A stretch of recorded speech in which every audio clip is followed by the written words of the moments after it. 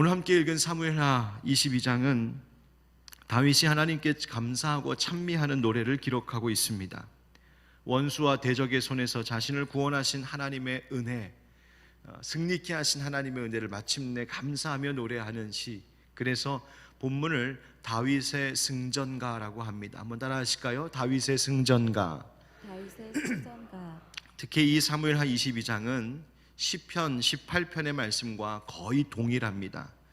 오늘 이 다윗의 승전가를 통하여서 우리에게 주시는 하나님의 은혜가 무엇인지 함께 깨닫기를 바라는데요. 여러분들 이런 말 할 때 있습니다. 와, 악몽 같은 시간이었다. 그런 표현 쓸 때가 있으시죠? 언제 그런 말 쓰나요? 너무너무 힘든 일이 있었을 때, 사랑하는 누군가를 어느 날 갑자기 잃었을 때, 그 이후의 모든 시간이 악몽 같습니다. 도저히 감당할 수 없는 어떤 큰 일을 당했을 때 그 시간을 지내온 모든 것들이 악몽 같은 겁니다. 끔찍한 일을 당하고 상처를 크게 받고 모든 것을 잃는 실패를 맛보았을 때 악몽 같습니다. 그것이 진짜 꿈이라면 그냥 툴툴 털고 깨어나면 되겠지만, 그렇지 않고 그것이 현실일 때 우리는 너무나 괴롭습니다. 정말 악몽 같은 현실이야 탄식합니다. 얼마 전 여러분 보셨는지 모르겠는데요, 사이코지만 괜찮아 라고 하는 로맨틱 코미디 드라마가 방영된 적이 있었습니다. 혹시 보셨어요? 저는 한 번도 한 해도 제대로 본 적이 없는데 우리 아이들 그거 보더라고요. 그런데 그 드라마 내용은 제가 잘 모르겠는데요, 그 사이코지만 괜찮아 라고 하는 드라마에서 한 가지 내용이 화제가 되어서 소개된 글을 보았습니다. 그 드라마의 주인공은 고문영이라고 하는 동화 작가인데 태생적으로 사랑을 잘 못 느끼는 그런 감정을 가진 여인, 그래서 치료받고 김수현이라고 하는 잘생긴 그 남자 주인공과 함께하면서 치료받는 아마 그런 내용인 것 같아요. 그런데 그 작가가 집필한 동화책이 화제가 되었습니다. 그 동화책 제목이 무엇이냐면 악몽을 먹고 자란 소년, 이런 제목입니다. 악몽을 먹고 자란 소년. 내용이 이렇습니다. 매일같이 악몽을 꾸는 한 소년이 있습니다. 그날도 잊고 싶은 과거의 그 나쁜 기억들이 매일 밤마다 꿈속에서 나타나서 이 소년을 괴롭혔습니다. 잠드는 것이 너무너무 무서웠던 이 소년이 어느 날 마녀에게 찾아가서 애원합니다. 제발 다시는 악몽을 꾸지 않게 내 머릿속에 있는 모든 나쁜 기억들을 다 지워주세요. 그러면 당신이 원하는 것 뭐든지 내가 다 하겠습니다. 세월이 흘러 이 소년이 어른이 되었습니다. 더 이상 악몽을 꾸지 않게 되었어요. 그런데 어찌된 일인지 조금도 이 소년은 행복해지지가 않았습니다. 어느 날 마녀가 그 소원의 대가를 받기 위해 소년을 찾아왔습니다. 소년이 원망스럽게 이렇게 외쳤어요. 마녀님, 왜 나쁜 기억은 다 지워졌는데 하나도 행복하지가 않은 거죠? 그러자 마녀는 그 소년이 이전에 약속했던 대로 그 영혼을 거두어 가면서 이렇게 말하는 겁니다. 그게 이 얘기가 이제 이 동화책의 마지막 주제예요. 아프고 고통스럽던 기억, 처절하게 후회했던 기억, 남을 상처 주고 또 상처받았던 기억, 버림받고 돌아섰던 기억, 그런 기억들을 가슴 한구석에 품고 살아가는 자만이 더 강해지고 더 뜨거워지고 더 유연해질 수가 있지. 행복은 바로 그런 자만이 쟁취하는 거야. 그러니 잊지 마. 잊지 말고 이겨내. 이겨내지 못하면 너는 영원히 자라지 않는 어린애일 뿐이야. 이러면서 이야기가 끝나게 됩니다. 드라마에 나온 이 가상의 동화책이 얼마나 인기가 많았는지 실제로 이 책이 출간이 되어서 많은 사람들에게 사랑을 받고 있다 하는 그런 기사였습니다. 이 동화책 내용에 사람들이 뜨거운 관심을 갖는 것 보면서 생각하게 됐습니다. 바로 이것이 이제 동화책의 메시지인데요. 첫째, 우리 모두에게는 너나 할 것 없이 다 지우고 싶은 악몽 같은 상처와 실패, 그 아픈 기억들이 다 있구나. 우리가 이것을 다 까발려 보여주지 않아서 그렇지, 내가 입 꾹 닫고 살아서 그렇지, 사실은 그 속에 헤집고 들어가 보면 다 지우고 싶은, 없었으면 좋았을 걸 하는 아픈 기억과 상처들이 다 있구나. 두 번째, 그런데 그 기억은 지울 수 없을 뿐더러 그 기억을 지운다 한들 그것 때문에 꼭 인생이 행복해진다고 장담할 수도 없구나. 세 번째, 진짜 행복이란 그 악몽 같은 아픔을 그저 지워내는 것이 아니라 그것을 이겨냄으로 찾아오는 것이구나 라고 하는 동화책의 메시지를 보게 되었습니다. 그런데 이런 생각이 들었습니다. 그럼 과연 그 아픔과 상처들을, 악몽 같은 것들을 이겨내는 것은 어떻게 할 수 있는 거지?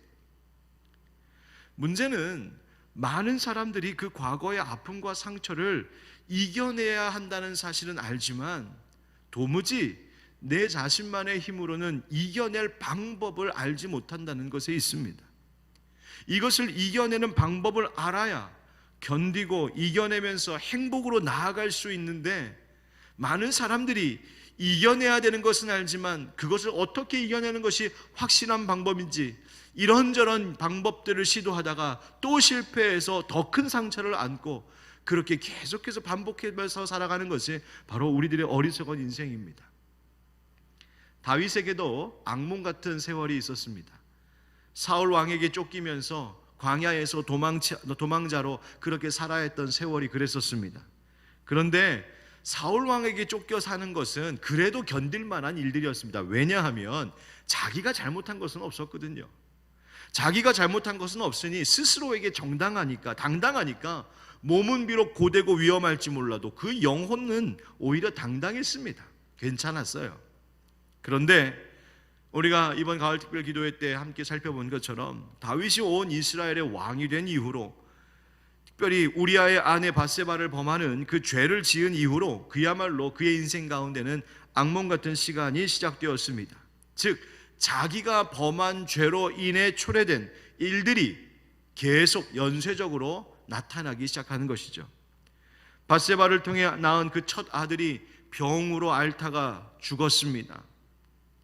암논과 다말 사건, 자식들 사이에 이복 형제이지만 근친상간과 성폭행이라고 하는 비극적인 사건이 자식들 사이에서 벌어졌습니다. 그로 인해서 압살롬이 암논을 죽이는 형제간의 살인 사건이 일어났습니다. 아들 압살롬이 아버지를 반역하는 쿠데타 사건이 일어났고, 그로 인해 왕인 자기가 아들의 위협을 피해 도망쳐야 되는 그런 비극적인 일이 벌어졌습니다. 그 과정에 자기를 저주하는 백성의 소리를 들어야 했던 수치스러운 일을 왕이 당해야 했고, 우여곡절 끝에 압살롬이 돌아오기는 했었지만 그도 역시 죽음을 당했습니다. 이런 일들 속에 이스라엘 민족은 서로 갈라지고 분열하고 같은 민족끼리 죽이는 일들이 벌어졌죠. 또 세바라고 하는 불량배가 반역을 저지르고 그를 처리하는 과정에 부하 요압 장군도 죽었습니다. 그리고 그런 왕으로 있는 세월 속에 계속해서 치러야 했던 그 전쟁, 피를 흘리고 또 피를 흘리는 일들이 다윗의 인생 가운데 있었습니다. 또 우리가 어제 나눴던 말씀처럼 3년의 기근과 그 일을 해결하기 위해 사람들의 생명을 또 바쳐야 했던 일 등, 여러분 인간적으로 보면 왕이 된 다윗의 세월, 사실은 악몽 같은 세월 아니었겠습니까? 저는 가만히 다윗의 그 마음을 생각해 보면, 와, 그것들 다 어떻게 견뎌낼 수 있었을까? 그의 멘탈은 과연 어떤 것이었을까 싶습니다. 그야말로 그 악몽 같은 사건들, 그 기억들, 자기가 범한 죄악들 다 지워내고 싶지 않았겠습니까?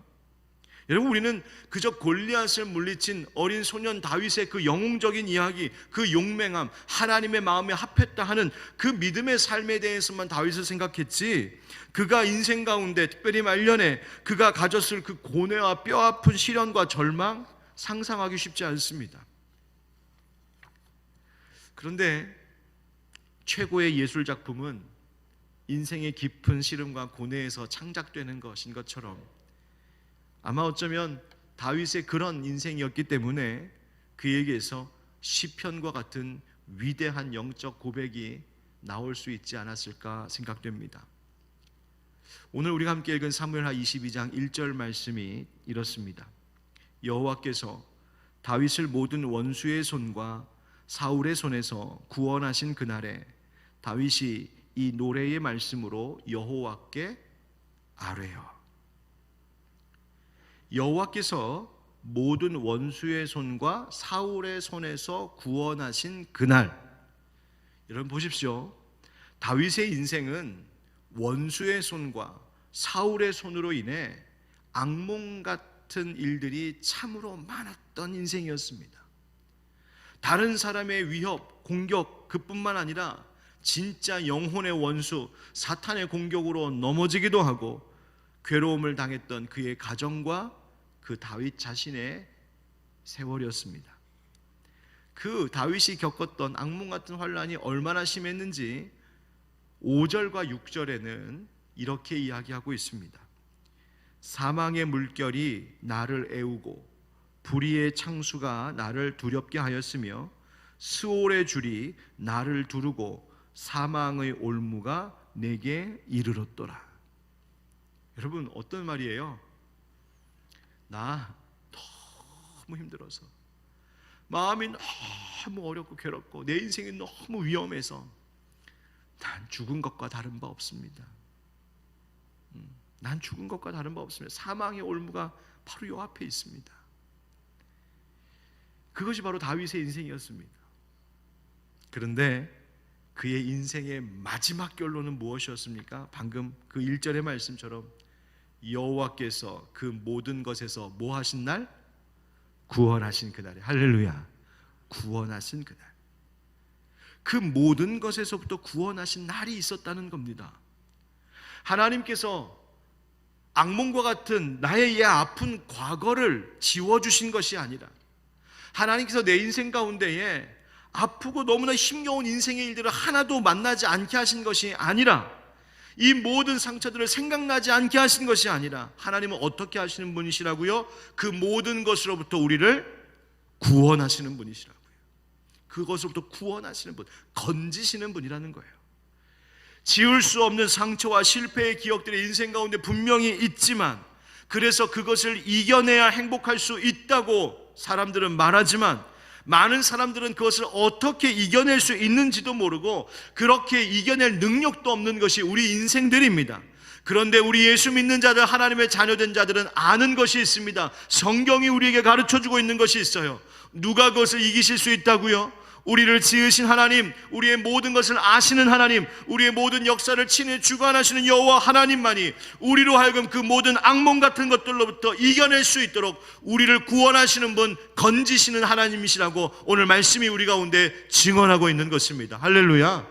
하나님이 이기십니다. 독생자 예수 그리스도를 우리에게 주심으로 우리를 죄 가운데서 사망 가운데서 이기게 하셨습니다. 구원하셨다는 겁니다. 오늘도 하나님의 말씀을 통하여 주님께서는 우리와 지금 함께하고 계십니다. 우리가 오늘 이제 이 새벽에도 예수 그 이름을 붙들고 그 권세의 이름을 붙들고 의지하여서 부르짖으며 기도할 때 하나님께서 우리에게 구원의 능력을 보여주시는 것입니다.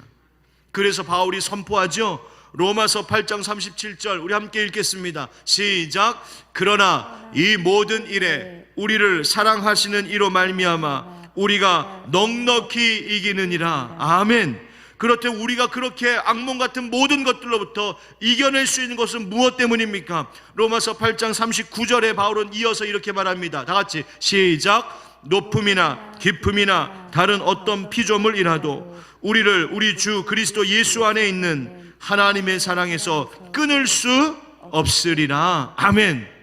끊을 수 없다. 누가 이기신다고요? 하나님께서. 누가 우리를 붙드신다고요? 하나님 아버지의 그 사랑이 우리를 붙들고 계시다고요. 그 어떤 것도 예수님 안에 있는 하나님 아버지의 사랑을 끊을 수 없다고. 설사 우리의 인생 가운데 악몽 같은 세월에 그 아픔과 상처가 있다고 해도 그 모든 힘든 그 어떤 것들도 우리를 향하신 아버지 하나님의 사랑은 끊을 수 없다고 말하고 있는 겁니다. 하나님께서 우리의 기억을 지워주시는 것은 아닙니다. 우리의 뼈아픈 과거의 사실, 그것을 바꿔주시지는 않습니다. 그것을 이미 우리의 인생 가운데 발생한 사건이기 때문에 그렇습니다. 그러나 하나님은 그것으로 인하여서 상처받고 슬퍼하고 죄책감 속에 괴로워하고 있는 우리의 영혼들을 치료하심으로 우리에게 행복을 가져다 주십니다. 나를 그렇게 괴롭게 하는 어떤 과거의 사건이나 상처, 그래서 매일을 악몽 속에 시달렸던 내 영혼을 하나님께서 그 영혼을 변화시켜 주심으로 오히려 그 일어났던 일들을 담대하게 바라볼 수 있는 힘을 주신다는 것입니다. 무엇보다도 그 고통스러운 과거와 그 이후로 악몽처럼 시달려왔던 모든 괴로움들 속에 사실은 그때에 나 혼자 공포 속에 떨며 있었던 것이 아니라 사실 주님께서 그때에도 그리고 그 이후로도 지금까지 여전히 나와 함께 하고 계셔 오신 바로 그 주님이심을 깨닫게 합니다. 여러분, 성령님의 그 내적 치유를 경험한 많은 그리스도인들이 이와 유사한 고백을 합니다. 예를 들면 이런 거죠. 과거 부모의 폭력 때문에 너무나 시달렸고 괴로웠던 어린 시절, 그 부모의 어릴 적 폭력이 평생의 상처와 쓴뿌리로 남아 너무나 괴로운 인생을 살고 있을 때, 그런데 예수 믿고 큰 은혜 받고 성령의 위로하심을 받았을 때 뭘 깨닫고 경험합니까? 그렇게 부모에게 맞으면서 홀로 그 방구석에서 슬피 울고 있었을 때, 그때 사실은 나 혼자 있었던 것 아니고 그때 이미 예수님께서 내 곁에서 나를 안아주고 계셨음을, 나를 감싸 안고 보호해주고 계셨음을 깨닫게 되므로 내가 버림받은 존재가 아니라, 내가 학대받는 존재가 아니라 내가 주님의 큰 사랑을 입고 살아온 자임을 깨닫게 되는 것입니다. 사랑하는 부모, 심지어 사랑하는 자식을 잃게 되었을 때 그 아픔이 얼마나 큽니까?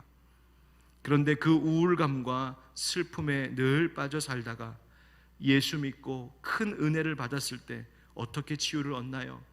그 사랑하는 가족의 영혼을, 그 그리운 그 얼굴, 그 영혼을 인자하신 하나님께서 그 넓은 품 안에서 안아주시고 세상 그 어느 곳보다도 안전한 곳, 평안한 하나님의 집으로 그 영혼을 인도하셨음을 확신하게 해주십니다. 천국 소망을 그래서 확신하게 하는 것이죠.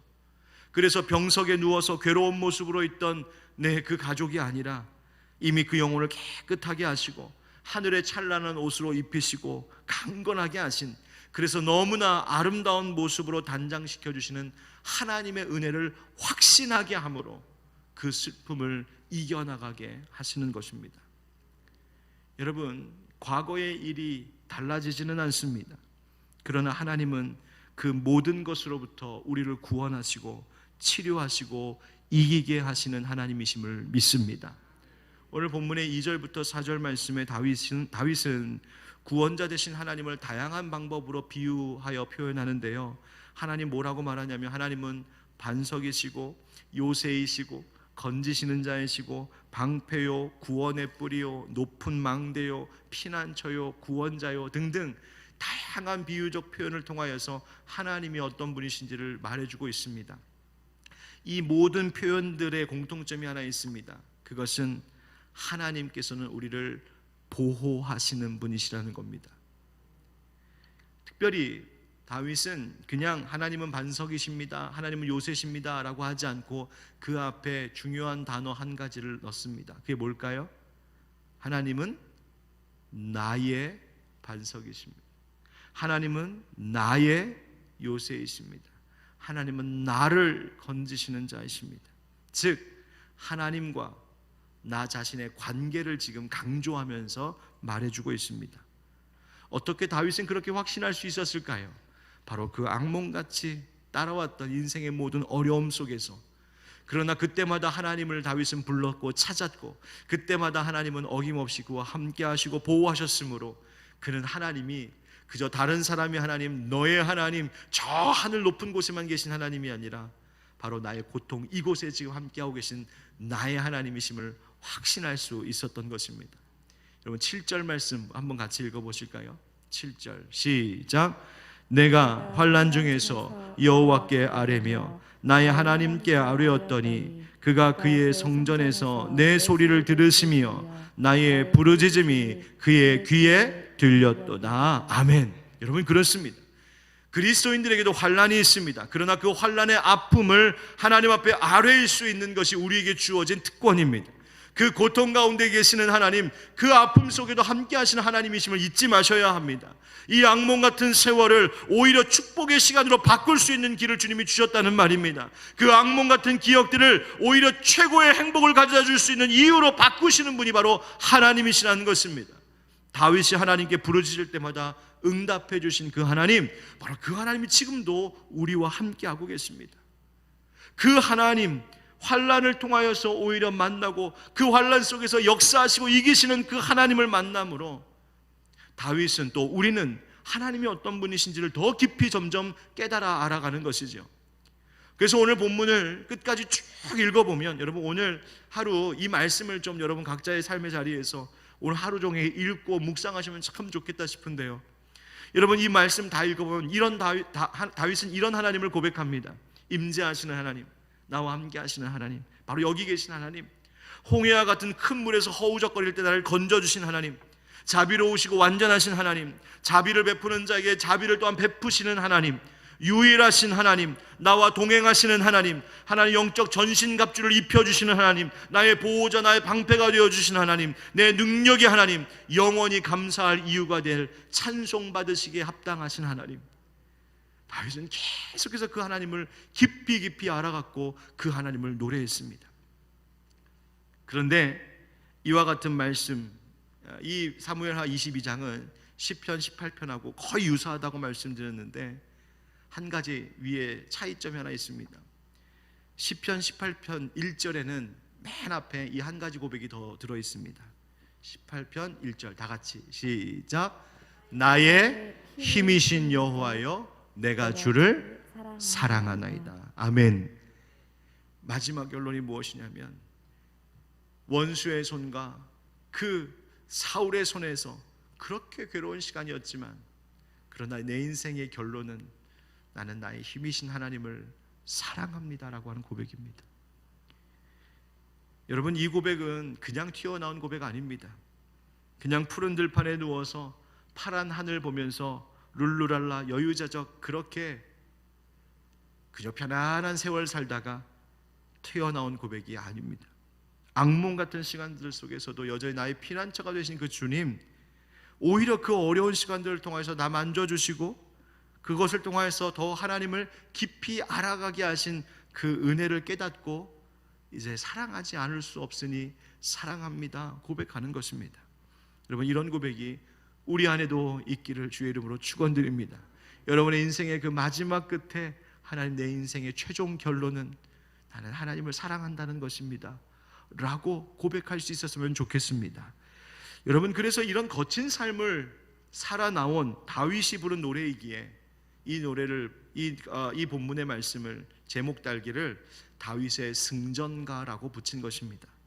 그러나 사실 이 말씀 읽어보면 이 노래는 다윗이 자기의 승리를 자축하기 위하여서 지어 부른 노래가 아니라 이 노래는 모든 것을 이기신 누구를 축하하는 노래일까요? 하나님의 승리를 노래하는 승전가입니다. 여러분, 나 비록 넘어지며 흔들릴 때도 많지만 주 내 안에 거하며 나를 붙드시는 하나님이라고 우리가 노래도 하는데, 바로 우리는 마침내 하나님으로 인하여서 그 승전가를 부르게 될 인생들입니다. 여러분, 유명한 음악 중에 개선곡들이 있거든요. 빰빠빠빠빰빰빰빰빰빰빰빰빰 빠바바바밤 빠바밤 빠바밤 빠바바밤 빠바바밤 빠밤. 뒤에서 사모가 그만하라고 지금. 이 뭐냐면 그 베르디 오페라 아이다에 나오는 개선행진곡, 또 엘가의 위풍당당 행진곡, 이와 같은 곡들이 개선곡이거든요. 그런데 그 음악을 연주할 때 빠지지 않는 악기가 있어요. 그게 나팔이에요, 나팔. 여러분, 금관악기의 대표적인 거 세 가지가 있는데요. 트롬본, 여러분 이렇게 길어서 막 이렇게 부는 거 있죠. 빠빠빠빠 막 부는 거 있죠. 이 트롬본은 보통 교회 음악 합창 이런 데에서 많이 사용되는 악기예요. 여러분 호른이라고 아십니까? 동그랗게 생겨서 이렇게 껴갖고서 막 부르는 거. 예, 그거는 사냥할 때 혹은 이렇게 짐승들, 양들 이렇게 목동들이 옛날에 인도할 때 썼던 악기예요. 그런데 여러분 이렇게 잡고 손가락 3개로 빠빠빠빠빠 부르는 거 있어요. 그게 뭘까요? 트럼펫이에요. 트럼펫. 이 트럼펫은요 어디서 부냐면 군대에서 많이 쓰는 거예요. 전쟁 나갈 때, 승리했을 때, 그게 트럼펫이에요. 여러분 우리도 이 나팔 불면서 개선은가 부를 때 있거든요. 이미 우리 지금 연습하고 있어요. 찬송가 64장에 기뻐하며 경배하세 같은 찬양의 4절에 보면 이렇게 노래합니다. 새벽별의 노래 따라 힘찬 찬송 부르니 주의 사랑 줄이 되어 한맘 되게 하시네. 노래하며 행진하여 싸움에서 이기고 승전가를 높이 불러 주께 영광 돌리세. 아멘. 승전가는 막 이렇게 불러야 돼요. 여러분 우리 연습하고 있잖아요. 여러분 예수 그리스도께서 이 땅에 오심으로 이미 승리의 나팔 소리를 울려 퍼지기 시작했고 주님 다시 오시는 날 천군 천사가 그 나팔을 불 때에 우리 다 들린 바라 하나님 나라 천국 가게 될 줄 믿습니다. 요한일서 5장 4절 5절 함께 읽겠습니다. 시작. 무릇 하나님께로부터 난 자마다 세상을 이기느니라. 세상을 이기는 승리는 이것이니 우리의 믿음이니라. 예수께서 하나님의 아들이심을 믿는 자가 아니면 세상을 이기는 자가 누구냐. 아멘. 여러분 악몽같이 어렵고 아픈 상처의 기억들이 있으십니까? 혹 지금 그런 세월 보내고 계십니까? 또 앞으로 그런 일들이 있을까 봐 두려우십니까? 염려하지 마십시오. 우리를 향하여서 아들 예수 내어주신 하나님으로 인하여 이 모든 것들을 넉넉히 이기고도 남을 것이고 그 예수 그리스도를 믿는 자들과 함께 주님께서 나팔소리 그 개선가를 부르며 승리를 축하하는 날 우리에게 허락해 주실 줄 믿습니다. 오늘도 그 믿음의 승리로 살아가는 여러분 되시기를 예수 그리스도의 이름으로 축원드립니다.